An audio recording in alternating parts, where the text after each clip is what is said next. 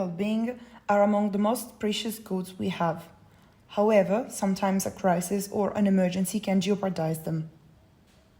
5 years after the most severe health crisis of the 21st century, the COVID-19 pandemic, the aim of my research was to investigate from within the crucial task of translators and interpreters in handling crisis communication and in spreading information globally. Although the value of these professionals is widely acknowledged in the literature, the lack of their integration in crisis preparedness and response plan makes accessing their services sometimes impossible, which are considered vital sometimes. My research followed 3 different and parallel lines of inquiry, which included respectively professional interpreters working in pandemic-related events between 2020 and 2022, a sample of 140 members of the Italian society, and an interpretive terminological analysis based on the bilingual glossary provided by the Oxford English Dictionary and applied to a WHO conference. The final outcomes confirmed a structural paradox. In spite of their being essential for the spreading of information and for protecting linguistically minority communities, interpreters are still too often excluded from institutional planning. The analysis also highlighted that language, historically neglected as a social determinant of health, actually represents a transversal factor, able to influence equity in the access to information and the efficacy of risk communication strategies. The research allowed me to investigate the communicative choices and experiences of other countries in the world as well. The exclusive use of English as lingua franca proved to be ineffective in several contexts, even where it was the official language, hindering millions of people from understanding prevention and containment measures. This further proved that in a crisis context, it's not possible to apply the Pareto principle or 80-20 rule to communication, because if on the one hand it is true that funds are necessary to produce different forms of the same campaign, on the other hand it is also true that during an emergency, the negligible amount of people not reached by the information results in an enormous number of new cases.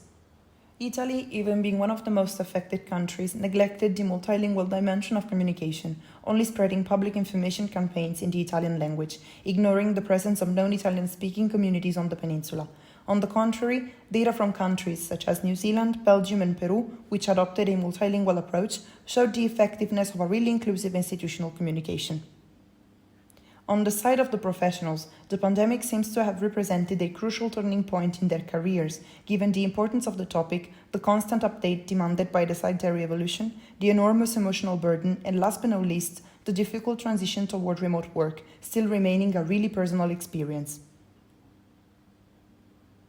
The analysis of the interpreted speech during the WHO conference held at the Ministry of Health in 2020 highlighted some terminological and style inconsistencies, which do not hinder the general understanding, but show the complexity of the task in a highly specialized context.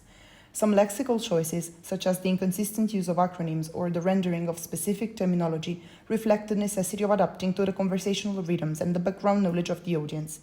Interpreting in this case should not only be conceived as linguistic transposition, but as a complex act of communication, where the interpreter is called to find a balance among accuracy, transparency, and emotional burden.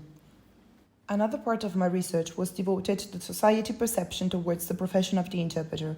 Results clearly show that even if the majority of respondents recognizes the importance of the job, the realization is not spontaneous.